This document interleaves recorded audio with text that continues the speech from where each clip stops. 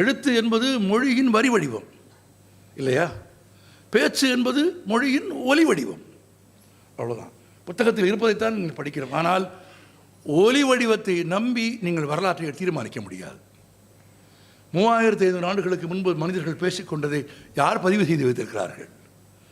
ஆதாரம் இல்லை. எது ஆதாரமாக உலகமெங்கும் ஏற்றுக்கொள்ளப்படுகிறது? எழுத்து, பேச்சு அல்ல. ஆமாம். ஏன் ஆதாரமாக எழுத்து ஏற்றுக்கொள்ளப்படுகிறது? எழுத்து பிறழாது. இன்னும் நுட்பமாக சொன்னால் எழுத்துக்கு நாக்கு கிடையாது. இப்போ புரியுதா? எழுத்துக்கு நாக்கு கிடையாது. நாக்கு என்றால் பிறன்றோம், உங்களுக்கு தெரியும் தானே. ஆனால் எழுத்து பிறழாது. ஆமாம், எழுத்து பிறழாது மட்டுமல்ல, எழுத்துக்கு ஆயுள் அதிகம். ரொம்ப முக்கியமானது. எழுத்துக்கு ஆயுள் அதிகம் என்பது மட்டுமல்ல, எழுத்து நிலைநிறுத்துகிறது ஒரு உண்மையை.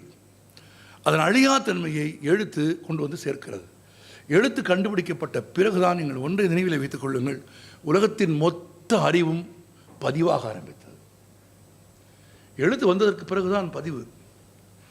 எழுத்து இல்லாமல் இருந்திருந்தால் எந்த பதிவும் இருந்திருக்காது என்று சொன்னால், நான் இன்னும் நுட்பமாக சொல்கிறேன், கொஞ்சம் ஆழமாக யோசித்தால் புரிந்து கொள்வீர்கள். எழுத்தும் மொழியும் இல்லாவிட்டால் நமக்கு இவ்வளவு நீண்ட இறந்த காலமே இருக்காது. இருக்குமா? 2000 ஆண்டுகள் 3000 ஆண்டுகள் பழமையான திருக்குறள் என்று நீங்கள் சொல்ல முடியுமா? சொல்ல முடியாது.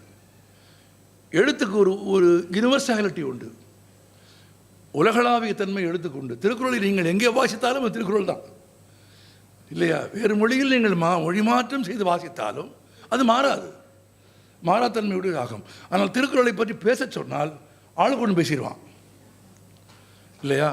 அப்போ எழுத்துக்கு என்ன சிறப்பு என்று, அதனால தான் உலகெங்கிலும் ஒப்பந்தங்கள் எழுதப்படுகின்றன.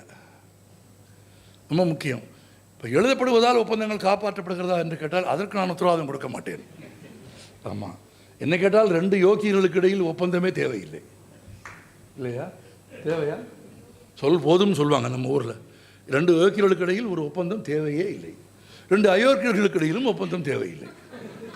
ஆமாம், அது எவ்வளோ சிறப்பாக எழுதப்பட்டிருந்த போதிலும் அதை அவர்கள் காப்பாற்ற போவது இல்லை. ஆமாம், அப்போ யாருக்கும் ஒப்பந்தம் தேவைப்படுகிறது என்று கேட்டால் ஒரு யோக்கியனுக்கும் ஒரு அயோக்கியனுக்கும் தான் ஒப்பந்தம் தேவைப்படுகிறது என்று எனக்கு தோன்றுகிறது. இது யார் யோக்கியர்கள் யார் அயோக்கியர்கள் என்பதை ஒப்பந்தத்தில் கையெழுத்து போடுகிறவர்கள் தான் சொல்ல வேண்டும். அதனால்தான் உலகங்கள் எல்லாமே எழுதப்படுகிறது. மனிதனின் கண்டுபிடிப்புகளிலேயே மகத்தானது எழுத்து தான்.